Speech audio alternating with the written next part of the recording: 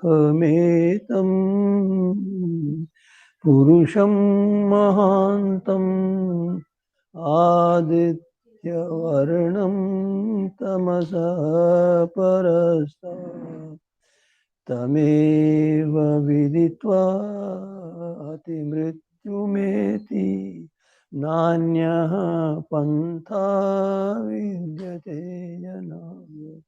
ओम शांति शांति शांति। बंधुलारा, मातृशक्ति, हम योग को जानने जनाने के लिए प्रवृत्त हैं।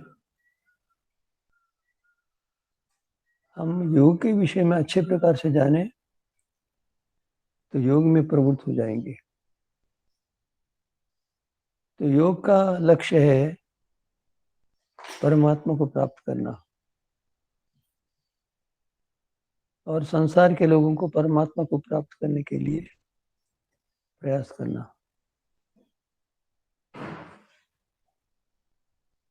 तो महर्षि पतंजलि ने इसी विषय के लिए योग दर्शन बनाया। महर्षि व्यास ने इस पर व्याख्यान किया। उसमें अथ योगानुशासन लिखकर महर्षि ने योग के प्रारंभ होने का कथन किया। महर्षि व्यास ने लिखा योगा समाधि, ये समझने का विषय। सच सार्वभौम चित्त से धर्म, वह योग चित्त की सभी भूमियों में होने वाला एक धर्म है। चित्त धर्मी है, अवस्थाएं धर्म है। यस्तु विक्षिप्ते चेतसी विक्षेपोपसर्जनी भूता समाधि न योग पक्ष, अर्थात विक्षिप्त अवस्था में, चित्त की विक्षिप्त अवस्था में विक्षेपों के विघ्न करते रहने से वह समाधि होते हुए भी योग नहीं है। योग क्या है? उसमें चित्त कुछ समय तक एकाग्र हो जाता है, फिर विघ्न आता है, बाहर के विघ्नों से, भीतर के विघ्नों से। बाहर के विघ्न क्या है? कोई शब्द हुआ, कोई स्पर्श हुआ, कई प्रकार से होते हैं। और भीतर क्या है? कोई स्मृति आ गई, कुछ ऐसा ऐसे। तो इस प्रकार वो निरंतर एकाग्रता नहीं बनती। नहीं बनने से क्या होता है? उस अनेकाग्रता में जो एक प्रकार से एकाग्र हो रहा था, फिर विघ्न आ गया, फिर विघ्न आ गया, आते रहते। तो उसको समाधि पक्ष में नहीं कह सकते, क्योंकि उस स्थिति में समाधि क्या है? समस्त पदार्थों का साक्षात्कार करना, समस्त पदार्थों को जानना। तो ये संभव नहीं हो सकता। मनुष्य एक अग्रभाग में रखता है चित्त को, उसको एकाग्र कहते हैं। उस समय जो होता आगे कहेंगे। अब चित्त एकाग्र कैसे करें, किस पर करें? तो सबसे बहुत सूक्ष्म बात, गहरी बात महर्षि ने, दयानंद जी ने लिखी है। लिखा है कि एक धर्म पर टिकाना, एकाग्र एक धर्म पर टिकाना। ये बहुत गहरी बात है। धर्म पर कैसे टिकाते हैं बतला देते हैं। अब यो मनुष्य धर्म पर टिकाते हुए परमात्मा को प्राप्त करने में सक्षम हो जाता है अथवा किसी पदार्थ के साक्षात्कार करने में सक्षम हो। जैसा देख लीजिए, उसने धर्म पर टिकाया, क्या हुआ? वो धर्म का चिंतन करता है। धर्म का चिंतन करते करते करते ऐसा हो जाता है उसको परमात्मा का साक्षात्कार हो जाता है। क्या है? परमात्मा का साक्षात्कार अनेक प्रकार से होता है। उसकी 5 अवस्थाएं बतला देता हूं। एक तो मनुष्य जब गाढ़ निद्रा में सोता है, स्वप्नों से रहित हो जाता है, तो उस अवस्था में परमात्मा का साक्षात्कार हो जाता है। उपनिषद में लिखा है कि आहर आहर ब्रह्म गमयति। वो चित्त जो है ना, या स्नायु आदि जो है, परमात्मा को प्राप्त कराता है जीवात्मा को। अर्थात उस समय परमात्मा का साक्षात्कार होता है। तमोगुण प्रधान होने से पूर्ण लाभ नहीं होता। क्या होता है? परमात्मा की थोड़ी सी अनुभूति होती है। कहता है कि गाढ़ निद्रा से सो गया, आनंद आ गया। वो आनंद क्या है? मैंने ऐसा चिंतन किया है, मेरे चिंतन का सार ये है कि उसको गाढ़ निद्रा में सोते समय परमात्मा का आनंद मिल जाता, अल्प मात्रा मिल जाता। तो फिर इसीलिए वो चाहता है कि मैं गाढ़ निद्रा में सो जाऊं। गाढ़ निद्रा में सोने के लिए मनुष्य प्रयत्न करता है, वो परमात्मा की प्राप्ति के लिए करता है। ये तो स्वतः एकाग्र हो गया। और दूसरा एकाग्र क्या है? मनुष्य धर्म का आचरण करता है, मन को एकाग्र करता धर्म पर। वो क्या करता है? वो दूध बेच रहा है या वस्त्र बेच रहा है, व्यापार कर रहा है, कृषि कर रहा है, कुछ कर रहा है, तो मन में आता है कि दूध में पानी मिलाऊं तो धन अधिक मिलेगा, ना मिलाऊं तो कम मिलेगा। यह है 2 प्रकार का। तो क्या करता है? बिना पानी मिलाए बेच देता, उसको आनंद आता है, करके देख लेता है। तो उस आनंद से क्या करता है? धर्म का आचरण कर लेता। जब मनुष्य धर्म के अनुसार चलता है तो उस अवस्था में परमात्मा अपना ज्ञान, अपना आनंद आत्मा में भेद भर देता है। होता है, परमात्मा का साक्षात्कार होता है, अल्प मात्रा में होता है। और उससे परमात्मा का साक्षात्कार पर परमात्मा का ज्ञान, परमात्मा का आनंद सारे के सारे मिल जाते हैं। उससे फिर क्या होता? फिर वो पानी नहीं मिलाता दूध में, बिना पानी मिला के बेच देता। इसको क्या कहते हैं? एकाग्र। तो इस एकाग्र से क्या होता है? परमात्मा का साक्षात्कार होता है और वो धनवान बनता भी है, नहीं भी बनता है। धनवान बन जाता है तो भी ठीक है, नहीं बन तो भी ठीक है। एक व्यक्ति थे, धनवान बने, उसका नाम पुल्ला रेड्डी। अर्थात वो प्रसिद्ध है, तेलुगु प्रदेशों में प्रसिद्ध है कि वो शुद्ध घी की मिठाई बनाता है। धनवान बन गया। और कई ऐसे व्यक्ति वो अपनी अन्य प्रकार से योग्यताएं होती है, सहायता देते। किंतु जो धनवान नहीं बना, वो धर्म के अनुसार चलता है तो उसका आत्मा इतना पवित्र होता है, किसी के सामने झुकता नहीं, झुकता नहीं किसी। जैसे देखो, एक इतिहास की बात बताता हूँ। भगत सिंह थे, कारावास में थे, कई प्रलोभन आए, पिता आए क्षमा मांगने के लिए, कहा नहीं माना। माता आई क्षमा मांगने के लिए, नहीं माना। क्या एक अग्रभाग? क्या अग्रभाग क्या है?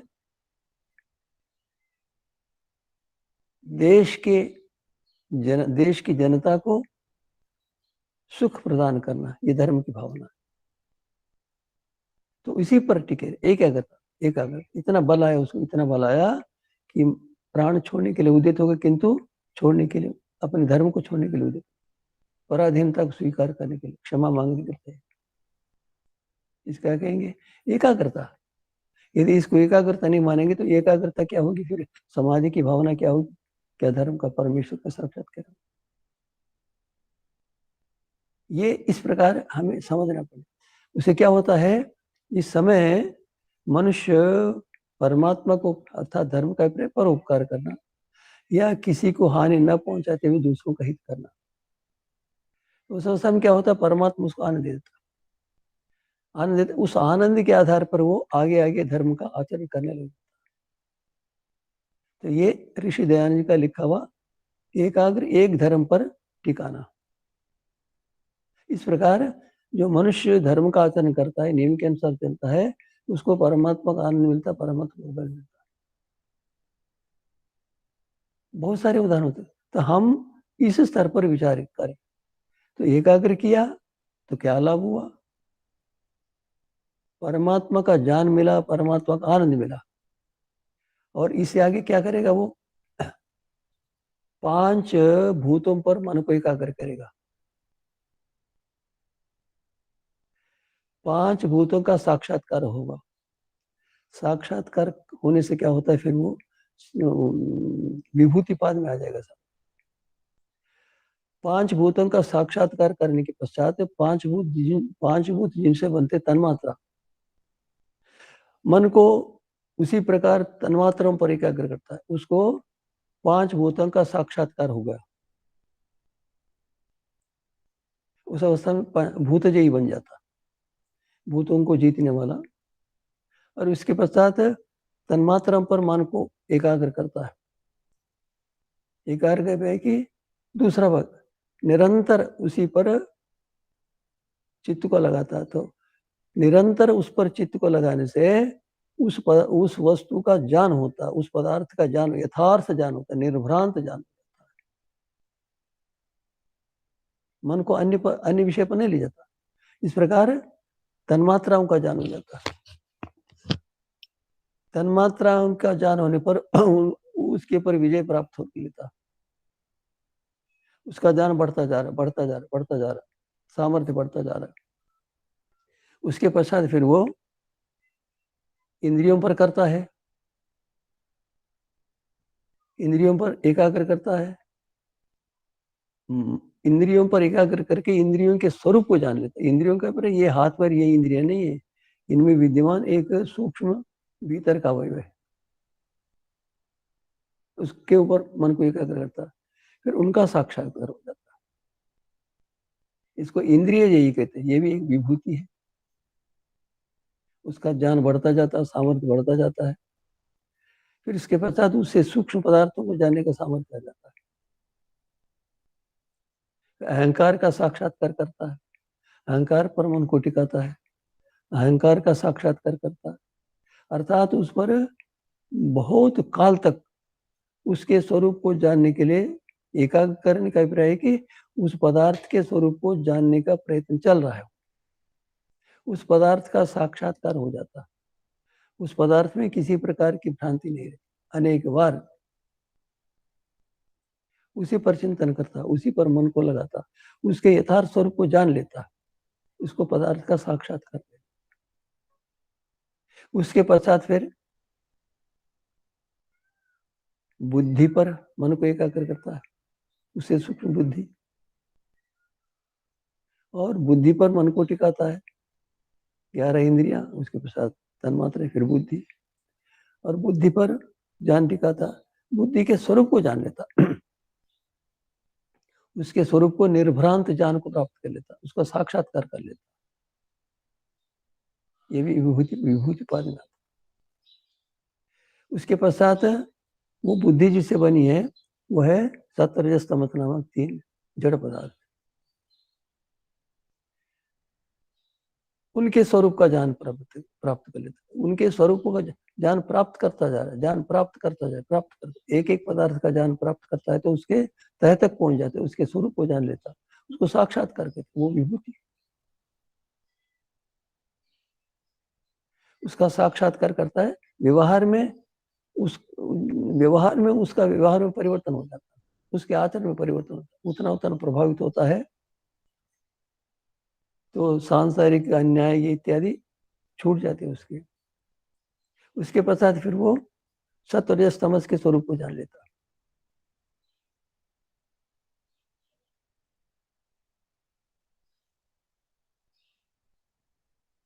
उनका यथार्थ ज्ञान प्राप्त करता।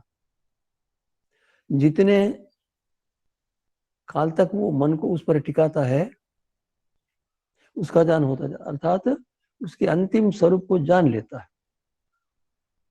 जब तक अंतिम स्वरूप का ज्ञान नहीं होता तब तक वहां से दूर नहीं करता, मन को लगाता है। आज कर लिया फिर कल कर लिया, इस प्रकार जब प्रकृति का साक्षात्कार हो जाता है तो उस पर मन को टिकाता है। फिर प्रकृति के साक्षात्कार करने से, मन को टिकाते रहने से उसको परमात्मा का ज्ञान आनंद अल्प मात्रा में मिलता जा रहा है, मिलता जा रहा है, मिलता जा रहा है। उसकी अनुभूति करता है, परमात्मा के ईश्वर से आनंद मिल रहा है, ईश्वर ज्ञान बढ़ता जा रहा। सत्य समर्पण मन को टिकाता है। फिर इसके पश्चात संपूर्ण जड़ पदार्थों का साक्षात्कार हो जाता है।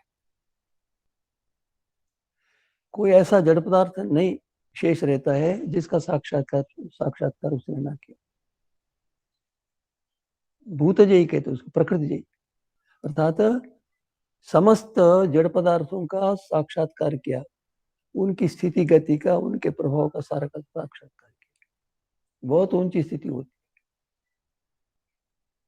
इसको एकाग्र स्थिति कहते हैं। यस एकाग्र चित्तसी सद्भूतम अर्थम प्रतीयते, कहते हैं कि उस अवस्था में सत्तात्मक जो पदार्थ होता है, सद्भूतम का से पहले बताया था, बहुत सारे लोग संसार को मिथ्या मान लेते हैं, जैसे दिख रहा है नहीं, जैसे स्वप्न में दिखते हैं नहीं, ऐसा मानते नहीं। उन्होंने कहा कि सत्तात्मक पदार्थ का साक्षात्कार, अर्थात उसको पता चल जाता है कि सत्तात्मक पदार्थ है ये। स्वप्न में जैसे दिखते हैं, जागने पर नहीं रहते वो, इस प्रकार नहीं, यथार्थ है सत्तात्मक पदार्थ का जाना। जब सत्तात्मक पदार्थ जाने क्या होता है, क्या है?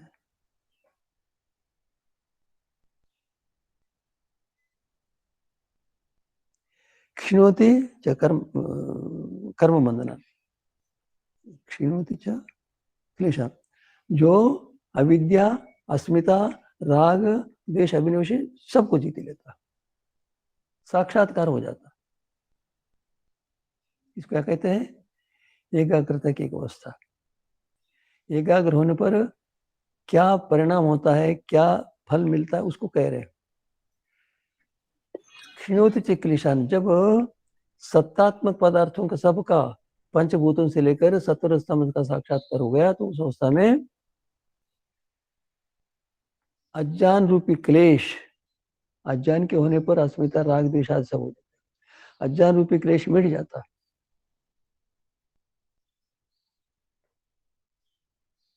क्या कहता है?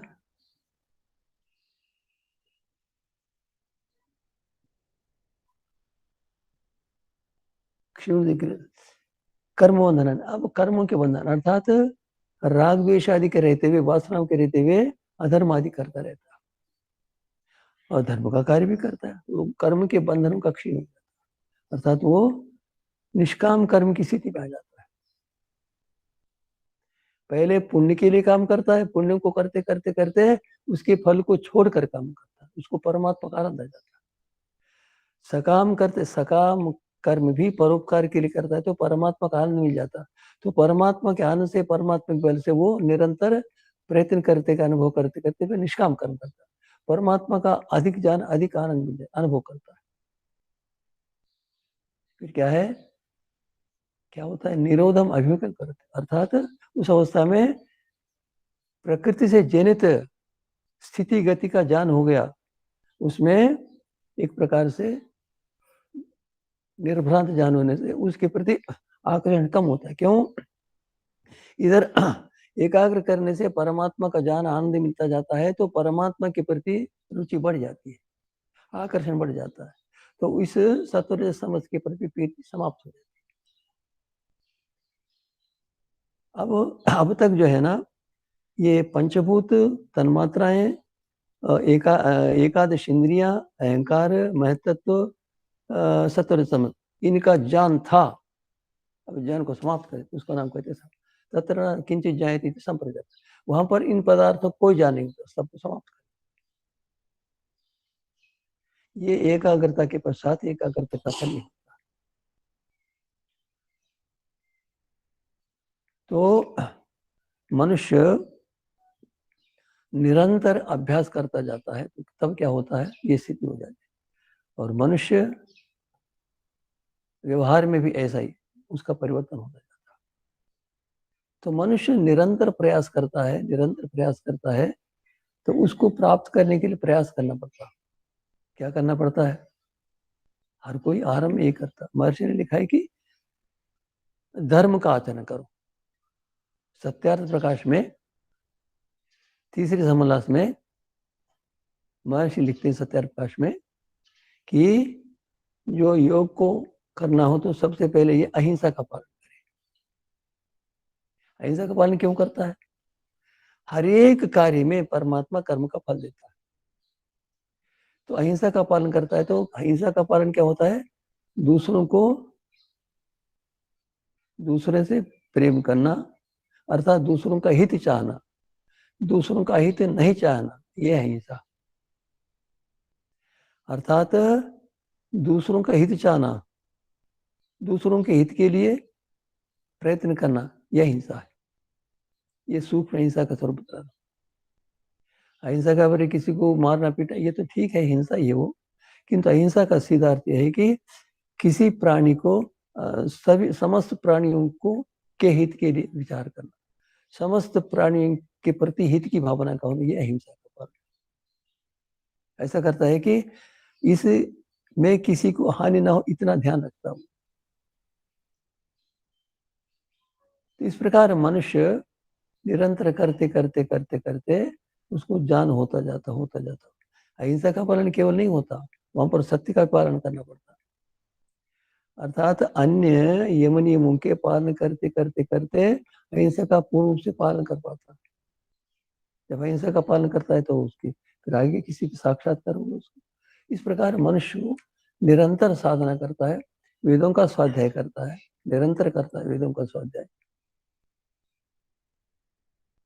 फिर सत्संग करता है, नियमों का पालन करता है।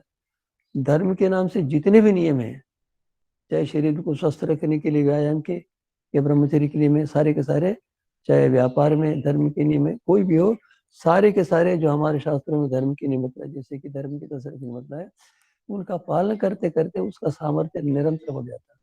केवल कोई बैठकर मन को एकाग्र करना चाहे संभव नहीं हो सकता।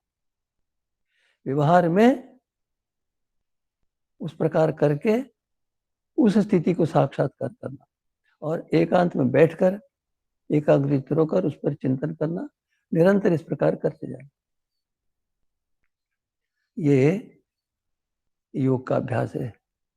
और जब मनुष्य को इन 70 समस्त के प्रति प्रीति समाप्त हो जाती है तो फिर वो परमात्मा से ही प्रेम करता, परमात्मा के प्रति आकृष्ट हो जाता। परमात्मा के आनंद के समक्ष प्रकृति से मिलने वाले, प्रकृति से क्या होते हैं? 3 होते हैं, सुख दुख अज्ञान। मैंने पहले बताया था। ये अज्ञान क्या होता है, इस पर बहुत चिंतन किया। 70 तमस है। कोई भी संसार में ऐसा पदार्थ नहीं है जो केवल एक सत्व से बनता हो, अथवा केवल रज से बनता हो, केवल तम से बनता हो, अथवा 2 से बनता हो ना, तीनों से मिलकर ही बनते हैं। तो तीनों से मिलकर जो भी बनते हैं उनमें सत्व रजस तमस 3 है। सत्व से सुख मिलता है, रजस से दुख मिलता है, तमस से अज्ञान होता है। क्या होता है ये?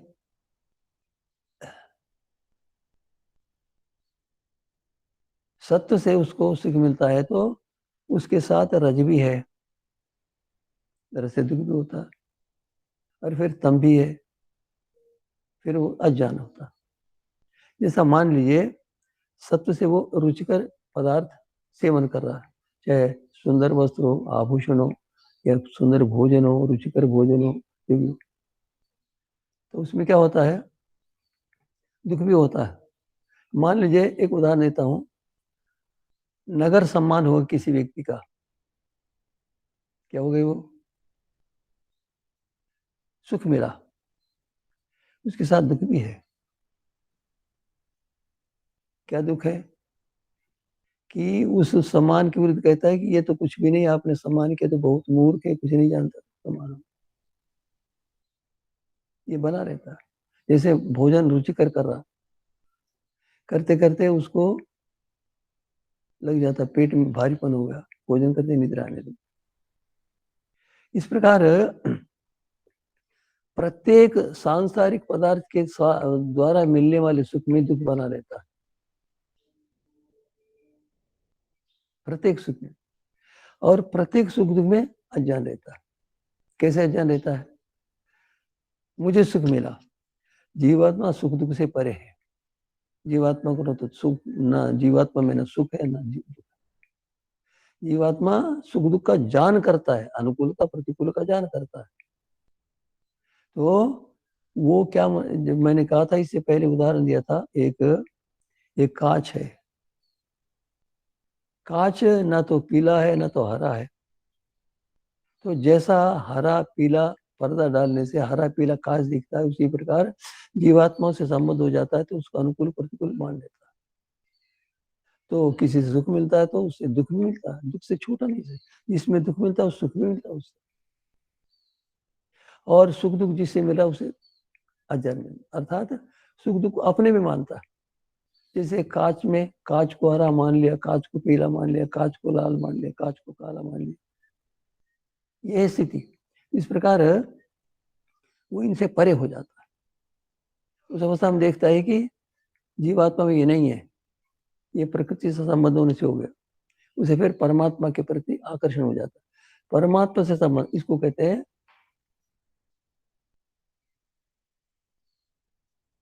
तदा द्रष्टु स्वरूपे अवस्थानम। अर्थात जीवात्मा अपने स्वरूप का ज्ञान प्राप्त करता है, स्वरूप में अवस्थित हो जाता है। स्वरूप क्या है? बहुत योग दर्शनकारों ने, भाष्यकारों ने ये किया है कि जीवात्मा अपने स्वरूप में स्थित हो जाता है। ये तो ठीक है, किंतु जीवात्मा अपने स्वरूप में स्थिति इसलिए हो जाता है कि जीवात्मा में विद्यमान परमात्मा के आनंद की अनुभूति करता है, और उस कारण से वो परमात्मा में भी निमग्न हो जाता है। परमात्मा, महर्षि दयानंद ने दोनों को मिलाकर लिख दिया कि जो सर्वद्रष्टा परमात्मा उसमें निमग्न हो जाता है।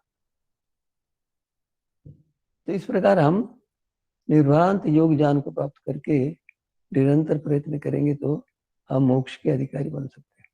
इस प्रकार हम साधना तत्पर हो जाए और हम निरंतर चलम च गुणवृत्तम, जीवात्मा चित्त से संबंध रहता है, चित्त शरीर से संबंध रहता है, शरीर इंद्रियों से विषयों को प्राप्त करता है।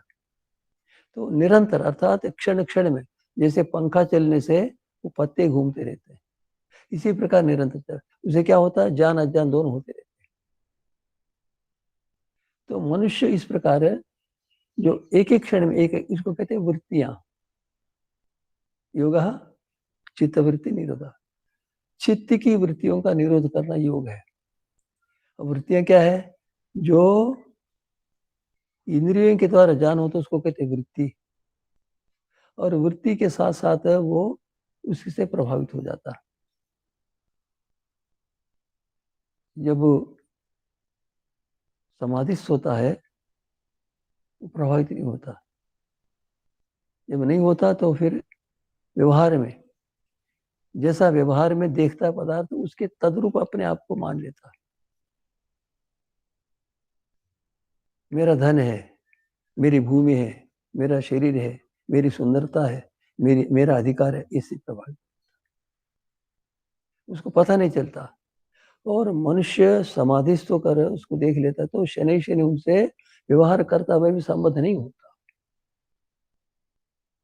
कैसे नहीं होता? मैंने साक्षात ये देखा है कि स्वामी सत्यपति थे, मैं था, दोनों बैठकर पाठ पढ़ते थे, मीमांसा शास्त्र पढ़ते थे। तो मैं तो जानता था कि स्वामी सत्यपति क्या स्थिति है, स्वामी सत्यपति जी पुस्तक लिए रहते थे हाथ में, मैं भी लिए रहता था, गुरु सामने बैठते थे, कभी आंख बंद करके कभी खोल ली। तो गुरु जी थे, पंडित जी थे, कि संदर्भ में कहा है कि ये ब्रह्मचारी तो सोते रहते, मैं जानता था ठीक नहीं है, किंतु मैं स्वामी सत्यपति जी के स्वरूप को जानता था, उनकी स्थिति को जानता था, इसलिए मुझे वो बुरा दिखा, असत्य दिखा, वो नहीं जान पाए। तो योगी व्यवहार करते हुए भी परमात्मा से दूर नहीं रहना चाहता, परमात्मा को विस्मृत करके नहीं रहना, एक क्षण के लिए भी विस्मृत नहीं करना चाहता, निरंतर परमात्मा से उसको ज्ञान आनंद बल मिलते रहते। जैसे एक अध्यापक है, अध्यापक के सामने विद्यार्थी है, तो जब तक अध्यापक के सामने विद्यार्थी है तो अध्यापक के ज्ञान का, स्वरूप का, आचरण का प्रभाव उस पर होता रहता है। यदि बुरा अध्यापक हो तो बुरा प्रभाव पड़ता है, अच्छा अध्यापक अच्छा प्रभाव पड़ता है, बुरी माता हो तो बुरा प्रभाव पड़ता है, अच्छी माता हो तो अच्छा प्रभाव पड़ता है। इसी प्रकार परमात्मा दोषों से रहित है, अज्ञान से रहित है, पाप से रहित है, निर्लेप है। तो परमात्मा का चिंतन करता है तो परमात्मा के स्वरूप का ज्ञान होता है, तो परमात्मा से प्रभाव मिलता है, परमात्मा से ज्ञान मिलता है, परमात्मा से बल मिलता है, परमात्मा से आनंद मिलता है, परमात्मा से ज्ञान बढ़ता जाता है। संसार में भी वो जो जहाँ कहीं भूल से, सूक्ष्म भूल से असत्य हिंसा आदि करता रहता है, उनसे क्रमशः छूटता जाता है। पूर्ण रूप से व्यवहार में भी ऐसी स्थिति हो जाती है कि वो योग दर्शन के विरुद्ध, योग के विरुद्ध व्यवहार नहीं करता। ये बहुत सारे उदाहरण दिए जा सकते हैं।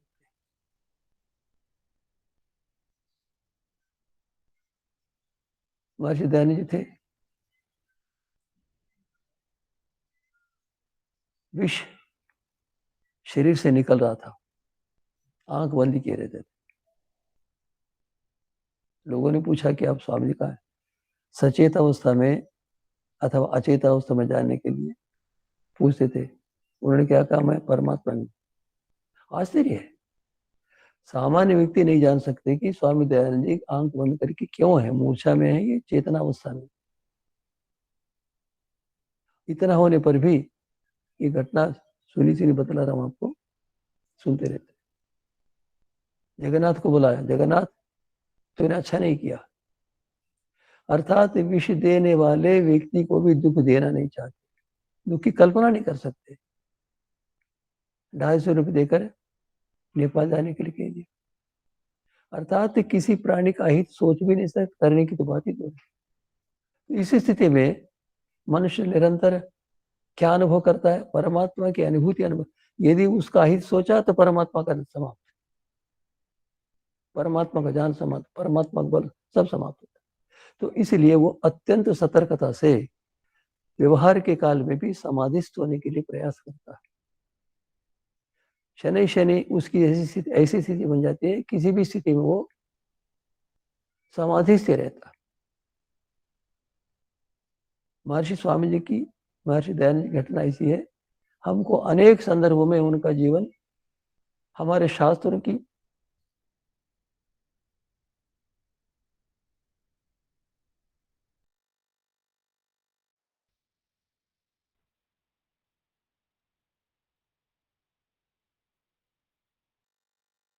दिन इकट्ठे हुए।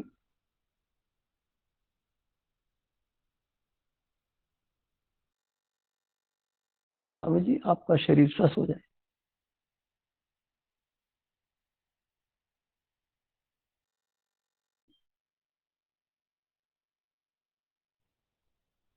और इधर भक्तजन दुखी हो रहे, अब जैसे अपने आप को अनाथ बनने जा, बनाने जा, फिर आंख बंद करके वेदों से प्रार्थना की। क्या है ये स्थिति, भयंकर स्थिति में वो किसी का अपकार नहीं चाहता, उस समय भी किसी प्राणी का उपकार ही चाहता है। गुरुदत्त विद्यार्थी का पीछे बैठ, पीछे खड़े हो जाओ, जिसे कि मैं नहीं देख सकूं। क्या है ये, अर्थात वो एक क्षण में भी अज्ञान को नहीं आने दे। अर्थात परमात्मा कितना साक्षात्कार होता है कि उसके किसी भी स्थिति में, किसी भी समय में, किसी भी क्षण में वो थोड़ी भी दूर, थोड़ा भी अज्ञान नहीं हो सकता, थोड़ी भूल नहीं हो सकती। उसके व्यवहार से किसी को दुख नहीं हो सकता। महर्षि स्वामी दयानंद के सामने हमने स्वामी सत्यदेव देखा। उनका एक बार ऐसा हुआ था गुरुकुल में, ओम प्रकाश था, 25-26 साल युवक था, शरीर दृष्टिपुष्ट था, अभी पाठ पढ़ा। स्वामी जी आप मूर्ख हैं। मैंने देखा स्वामी जी आप मूर्ख हैं। ज्ञानेश्वर जी थे, विवेक जी थे, वो भी कुछ नहीं थे, स्वामी जी कुछ नहीं, मैं भी कुछ नहीं कहता, कोई बात नहीं कोई। ये स्थिति ऐसी कैसी है, हास्य। अर्थात इस स्थिति में यदि वो स्वामी जी उनके अनुचित व्यवहार के लिए दंड देते तो उनको परमात्मा का समाप्त हो जाता। परमात्मा दंड दे गए तो कहने का अभिप्राय कि ये परमात्मा के आनंद, परमात्मा के साक्षात्कार से होने वाले लाभों का कथन करो। इस प्रकार मनुष्य निरंतर प्रयत्न, उसका सारा का सारा, उसका बैठना उठना पढ़ना लिखना बोलना चलना सारा का सारा परमात्मा की प्राप्ति के लिए ही हो जाता है। और परमात्मा की प्राप्ति से उसको परमात्मा का साक्षात्कार होने से उसको जितना लाभ और जितना सुख मिलता है उतना किसी चक्रवर्ती राज्य के देने से। चक्रवर्ती राज्य भी छिन्न भिन्न हो सकता है। न दृष्टा तत्व निवृत्ति पर। महर्षि कपिल ने कहा है कि सांसारिक भौतिक पदार्थों से सुख मिलने पर भी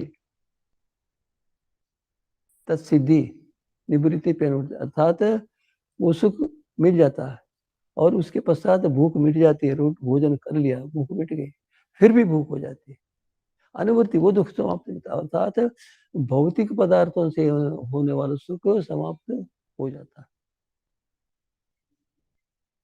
फिर होता है कुछ काल के लिए, तो वो उस प्रकार की स्थिति को आने नहीं देता। अर्थात निरंतर परमात्मा के समक्ष बैठा वही जैसा दिखता है वो है समाधि की स्थिति। उस समय उनको देखते हुए भी जैसे परमात्मा में लीन हो जाता है, तो असंप्रदाय समाधि। बैठते समय तो कुछ भी नहीं होता, बाद में फिर थोड़ा थोड़ा बाहर के पदार्थों का ज्ञान होता रहता है, तो उनके प्रभाव से, उनके सुख से दुख से अज्ञान से मुक्त होता है। तो इस प्रकार क्या होता है, वो क्षण क्षण चित्त क्या है, क्षण क्षण होता क्षण। तो चित्त के स्वरूप को जानने के लिए हमें प्रयास करना चाहिए। क्या कहते हो,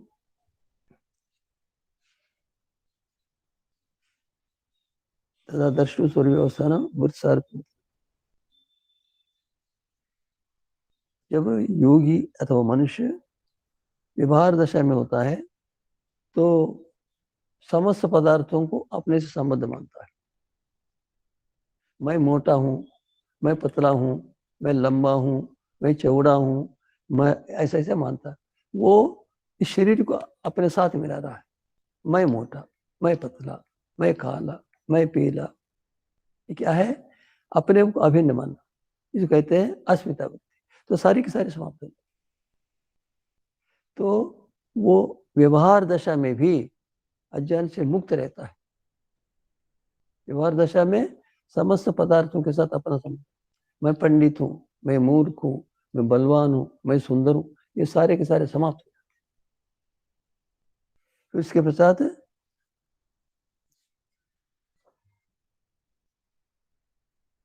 एक श्लोक महर्षि व्यास ने दिया इसके भाष्य में, शेषासन सूत पथि, अर्थात वो बिस्तर पर लेटा हुआ है अथवा आसन पर बैठा अथवा मार्ग में चलता जा रहा, स्वस्था परीक्षीण वितर्क जा रहा, अर्थात स्वस्था कह पर है अपने में निमग्न है, अर्थात अपने आत्मा में ही वो निमग्न है, अपने आत्मा के स्वरूप का जानकर। परीक्षण वितर्क, अर्थात वितर्कों का, स्नान करूं कि ना करूं, दान करूं कि ना करूं, पढ़ूं कि ना पढ़ूं, व्यायाम करूं ना, एक ही निर्णय हो जाता, करना है तो करना ही है, उसमें विकल्प है। वितर्कों का जो जाल बंधा रहता है ना, उसका उससे मुक्त हो जाता, अपने में लीन था वो, प्रकृति में लीन नहीं है, वो अपने में लीन है। संसार बीज क्षेमी क्षमण, ये संसार बना हुआ है, ये भूमि बनी है, शरीर बना है, धन है, गौ है, गौशाला है, विद्यालय, पुस्तकालय, राज्य है, प्रजा है, इसका वो देखता है, बीज क्षय क्षमण, ये सारा का सारा संसार प्रलय को प्राप्त हो जाता है। बस हमको एक ढेला दिखता है, मिट्टी का ढेला, चूर्ण किया, उड़ा दिया। हमको धूलि के कारण दिखते हैं, बालों को नहीं दिखते वो। इस प्रकार ये संसार उनको प्रलय अवस्था में दिखता है, सारे के सारे जड़ पदार्थ सत्वर समृत नित्य मुक्त, अर्थात वो नित्य ही मुक्त रहता, अमृत भोग, अर्थात वो परमात्मा के आनंद का अनुभव करता है, उसको परमात्मा के आनंद की अनुभूति ही होती। और एक एक जिस भी क्षण हम विचार करते हैं उस क्षण भी परमात्मा जैसा परोपकार के लिए प्रवृत्त, तो उसका कोई अपने लिए कर्तव्य नहीं है। तो क्या कहते हैं, वृत्तया पंचतया क्लिष्टा, वृत्ति अर्थात ज्ञान, हम इंद्रियों से जो ज्ञान प्राप्त करते हैं भौतिक पदार्थों को, उसको कहते हैं वृत्ति। वृत्ति का अपना ज्ञान, वृत्तया पंचतया क्लिष्टा कहता, वृत्तियां 5 अवयवों से युक्त है। ये हाथ है, 5 अवयवों से युक्त है, 5 उंगलियों से युक्त है। इसी प्रकार वृत्तियां 5 अवयवों से युक्त है। ये वृत्तियां निरंतर चलती रहती। अब चलती रहती तो एक मनुष्य जो है ना, एक मार्ग में चलता है, उसको पास में आम है, अमरूद है, उसको तोड़कर खाता है। एक व्यक्ति नहीं तोड़ता। इस प्रकार वो चित्त के माध्यम से अनेक प्रकार के ज्ञान को प्राप्त करते, उसमें प्रवृत्त हो जाता है। एक व्यक्ति चलता है, भूख लग रही है, फिर भी किसी के पदार्थ को चुरा कर नहीं खाता। एक व्यक्ति जा रहा, ले लेता, खा लेता, ना खावे तब भी उसको देखता तो जेब में रख लेता। तो वो चित्त एक एक क्षण में व्यक्ति बैठा हुआ है, बैठे बैठे कहीं परोपकार की भावना सोचता है, कभी कई लोगों को धोखा देने की बात सोचता है, लेकिन पता नहीं कितने प्रकार। तो ये एक एक क्षण में रहने वाले विचार को पकड़कर वहां पर इस ज्ञान को बैठाने के लिए प्रयत्न करना होता है। इसलिए कहा है कि योगा चित्त वृत्ति निरोध, योग किसको कहते हैं, चित्त की वृत्तियों को रोक देना, रोकना भी नहीं, रोकना तो अपने आप चले तब तो हो जाता। ये भी ठीक, अर्थात ये चित्त एक प्रकार से कभी कभी अपने वश में रहता है, कभी कभी अपने वश में रहता है। सत्वर स्तंभ को मनुष्य अपने अधिकार में रखता है, कई परिस्थिति में रखता है, नहीं रख नहीं पाता। शरीर अस्वस्थ है, वश में नहीं रहता, वो रासिक प्रवृत्ति रहती है। तो इस प्रकार चित्तवृत्ति ने कभी कभी तो ये कहना चाहिए उनको रोक देता, अथवा परमात्मा में निमग्न हो जाता, दोनों को कह जाए। वृत्तया पंचतया क्लिष्टा, वो क्लिष्ट और अक्लिष्ट है। क्लिष्ट का अभिप्राय क्या है, जो दुखदायी होते हैं, क्लेशों को उत्पन्न करने वाले होते हैं, उसको कहते हैं क्लिष्ट। जो क्लेशों को उत्पन्न नहीं करते, क्लेशों को मिटाने के लिए सहायक होते हैं, उनको कहते हैं अक्लिष्ट वृत्ति। क्लेश क्या है, अविद्या, अस्मिता, राग, द्वेष, अभिनिवेश, इनका मूल है अविद्या। तो इन क्लेशों के संक्षेप में कहना चाहे तो संसार में जितने प्रकार के सब क्लेश हैं। अपमान ये भी क्लेश ही है, अनुकूल मंत्री को चाहते नहीं बना, वो मंत्री हार गया, दूसरा व्यक्ति जीत गया, ये भी क्लेश है। हम जा रहे थे, लोगों ने कहा कि तुम बहुत मूर्ख है, भाई क्लेश हो गया। तो कितने प्रकार के दुख है, इन सारे के सारे क्लेश कह दिया, जिनके कारण से ये क्लेश बांधते, उसको कहते क्लिष्ट वृत्ति। जिनसे अज्ञान उत्पन्न होता है उसको कहते क्लेश, क्लेश की वृत्ति। तो क्लेश को बनाने वाले क्लिष्ट हैं, क्लेश को मिटाने वाले अक्लिष्ट है।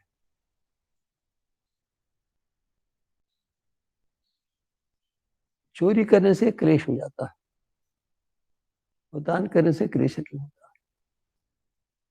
इस प्रकार क्लिष्ट अक्लिष्ट 2 प्रकार की वृत्तियां होती है।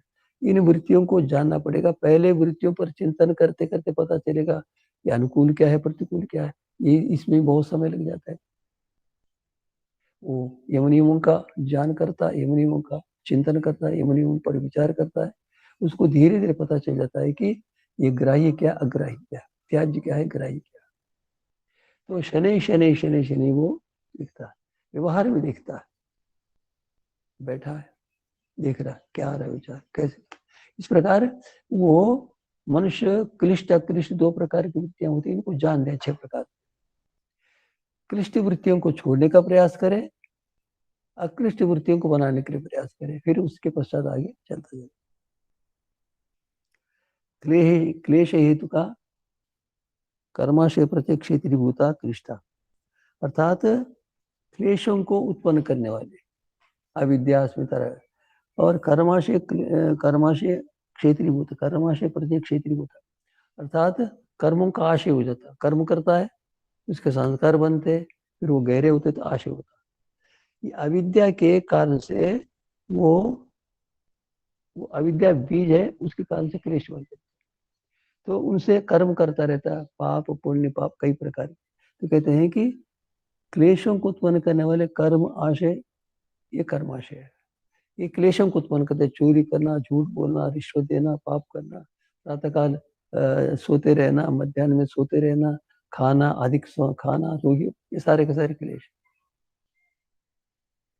ये क्लेशों को उत्पन्न करते हैं। चोरी करता है क्लेश को उत्पन्न करेगा, दान करते क्लेश को उत्पन्न नहीं करेगा। कर्माशय प्रत्येक क्षेत्र भूता कृष्णा। और दूसरा क्या, ख्याति विषय गुणाधिकार विरोधी। ख्याति विषय अर्थात जिन कर्मों को करने से, जिन वृत्तियों के कारण से ज्ञान प्राप्त हो जाता है। एक व्यक्ति आ गया, सामने खड़ा है, व्यक्ति देख रहा है, अब उसको देखता है तो ये कैसा भिखमंगा है, परिश्रम नहीं करता, कह नहीं करता, दान मांगता। एक दूसरा व्यक्ति वहीं खड़ा है, उसको देख रहा है, निर्धन है, असमर्थ है, कैसे हीन स्थिति में कितना दुख हो रहा है, मैं उसको दुख, उसके दुख को दूर करूं। ये दो व्यक्ति एक ही है, अतः वही व्यक्ति एक को देखकर उसी समय ऐसा सोचता है, फिर बाद में विचार आ जाता है। तो ये ऐसी वृत्तियों की स्थिति है, इसको पकड़ते पकड़ते पकड़ते पता चल जाता है कि वो मन को कैसे घुमाता है। तो इस प्रकार वृत्तियों को समझते जाना, स्वाध्याय करते जाने से, ईश्वर की उपासना करते जाने से, सत्संग करते जाने से इसका ज्ञान हो जाता है, नहीं तो पकड़ ही नहीं पाता। तो इस प्रकार जिनसे ज्ञान उदित होता है, ज्ञान परिपक्व होता है, ज्ञान को उत्पन्न करने में जो वृत्तियां हैं वो ख्याति विषय के, तो उससे क्या होता है, गुणाधिकार, अर्थात सत्वर को जो गुण है, इनके अधिकार को, इनका जीवात्मा से संबंध हो जाता है, वो निरंतर जीवात्मा चलाता चलते रहता, उनके अधिकार को समाप्त करता, इनको अक्लिष्ट कहते हैं। जिनसे अज्ञान होता है उसको क्लेश कहते हैं, जिनसे अज्ञान ज्ञान होता है उसको अक्लिष्ट कहते हैं। क्लिष्ट अक्लिष्ट, क्लिष्ट प्रवाह प्रतिता पे अक्लिष्ट, अर्थात निरंतर क्लेश करते हैं, अर्थात क्लिष्ट कर्म, अधर्म अन्याय अत्याचार करता जा रहा, कभी कभी उसको चमक जाता है, बुद्धि बदल जाती है, बदल जाता है। जैसे देखो, हम घटना का अनुशीलन करें, परीक्षण करें तो पता चल जाएगा, ये क्लेश को उत्पन्न करने की स्थिति में है।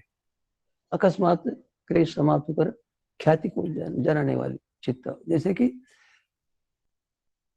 ऋषि दयानंद के पिताजी ने कहा कि तू शिवरात्रि का व्रत कर,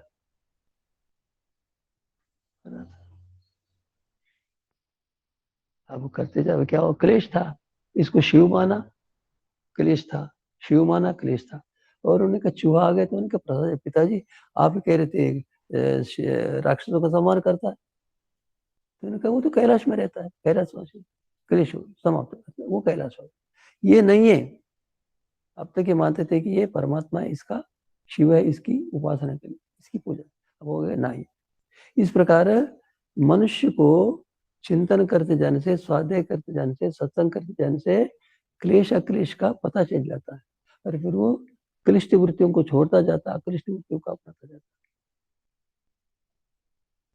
क्लेश के अर्थात एक व्यक्ति युद्ध कर रहा है, ऐसा सोक्रेटिस कहते हैं, सुकरात कहते हैं, युद्ध करते करते उसको कहते मरना मारना मारना मारना है, इसको क्या कहते हैं, क्लेशों के प्रवाह में वो व्यक्ति था, बह रहा था, क्लेश थे उसके मन में, एकदम जान हो गया, वो अक्लिष्ट वृत्ति हो गई और वो युद्ध करना छोड़ दिया। तो मनुष्य इस प्रकार करते करते कभी ऐसा हो जाता है कि छोड़ देते।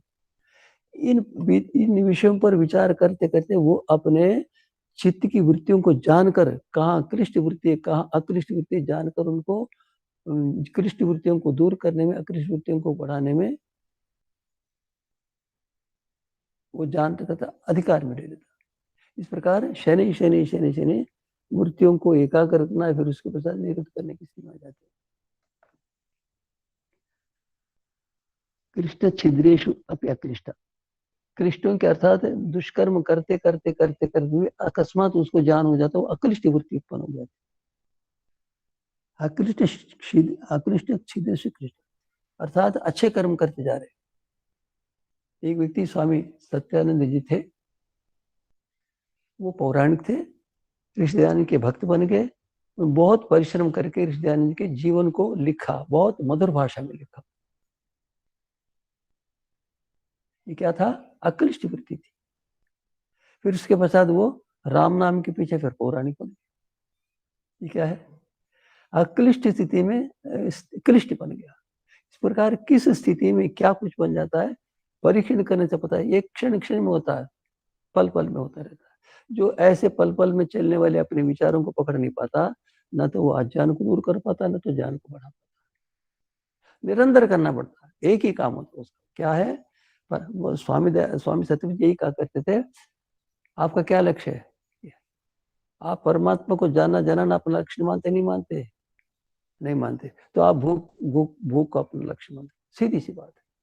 वो सत्य कहते थे, मधुर भाषा में विचार करके साक्ष्य में कहते थे। हम देखते हैं तो हमारा एक क्षण भी किस में जा रहा हमको पता चल जाता है। ये क्लेश के लिए या क्लेश के लिए। कभी तो ज्ञान को उत्पन्न करने की वृत्तियों को करते हैं, उत्पन्न करने के कार्यों को करते हैं, एक तो अज्ञान को बढ़ाने के कार्य। इस प्रकार हम निरंतर परीक्षण करते करते हम क्लिष्ट अक्लिष्ट वृत्तियों को जानकर क्लिष्ट वृत्तियों को दूर करने में, अक्लिष्ट वृत्तियों को बढ़ाने में प्रयत्न कर सकते हैं। और अक्लिष्ट वृत्तियों से ज्ञान बढ़ता जाता तथा जाति का संस्कार है वृत्ति में। और जैसी वृत्ति होती है उसी संस्कार बनता है। हमने समझ लिया कि धर्मात्मा है, उसका संस्कार बनेगा, और अधर्मात्मा वही संस्कार। तो जैसे हम कार्य करते हैं, जैसे तथा जाति के संस्कार वृत्ति, तो जिस प्रकार की वृत्तियां होती हैं, जिस प्रकार देखते हैं, उसी प्रकार के संस्कार बन जाते। संस्कार से फिर वृत्ति, फिर इस प्रकार रात दिन यही चलता है। इनका कोई अंत है कि नहीं? अंत है। क्या है? या तो वो जैसे जीवात्मा शुद्ध है वैसे ही अपने चित्त को शुद्ध करता, अथवा उसका ज्ञान शुद्ध हो जाता, अथवा वो प्रकृति संबंध समाप्त करके प्रलय को प्राप्त कराते हैं। ये इसका परिणाम। तो आप जो सुन रहे हैं, इसको अपना लक्ष्य मानकर, लक्ष्य बनाकर प्रयत्न करिए। मनुष्य प्रतिदिन 10 बार झूठ बोलता हो, तो अब उसने एक कम कर दिया, 9 बार झूठ बोलता, उन्नति की ओर है। इस प्रकार मनुष्य अपने प्रयत्न के आधार पर, अपने पिछले जन्म के ज्ञान के आधार पर वो उन्नति की ओर चलता है। अपने ज्ञान के आधार पर चलना चाहता तो चलेगा, किंतु पिछले जन्म के उसको सहायक और संस्कार तो आगे बढ़ेगा, बहुत आगे बढ़ेगा। नहीं रहे तो प्रयत्न करने से व्यर्थ नहीं जाता, प्रयत्न करने से सफलता मिल जाती, बढ़ता जाता। और महर्षि व्यास ने लिखा है, योग से एक उपाध्याय, अर्थात योग को कौन पढ़ाता है? योगी पढ़ाता है। उसने एक बार व्यायाम किया, देखा शरीर लघु हो जाता है, फिर व्यायाम करने लगा, वो व्यायाम ही उसको सिखलाया। इस प्रकार मनुष्य चित्त में जो पवित्र विचार दिखे उसके अनुसार कर्म करता है, तो उसी प्रकार कर्म करते करते करते करते करते वो निरंतर शुद्ध कर्म करने वाला बन जाता। इस प्रकार मनुष्य इतना सूक्ष्म बुद्धि बन जाता। जो मनुष्य वृत्तियों का ज्ञान करने लिया था, वो मन को एकाग्र करता है। मैं क्लिष्ट वृत्ति को अपना रहा हूँ अथवा अक्लिष्ट वृत्ति को, वो विवेक ज्ञान होने जा रहा है। इस प्रकार मनुष्य निरंतर एक सूक्ष्म जीवन का निर्माण करता है। तो हमें इसको अपने जीवन में आधार बनाकर एक इसके लिए स्थान देकर इसको करना चाहिए। मनुष्य का जन्म इसीलिए हुआ। अब इसको यहाँ समाप्त करते हैं। किसी महानुभाव को कोई संदेह हो तो पूछना हो तो पूछ सकता है।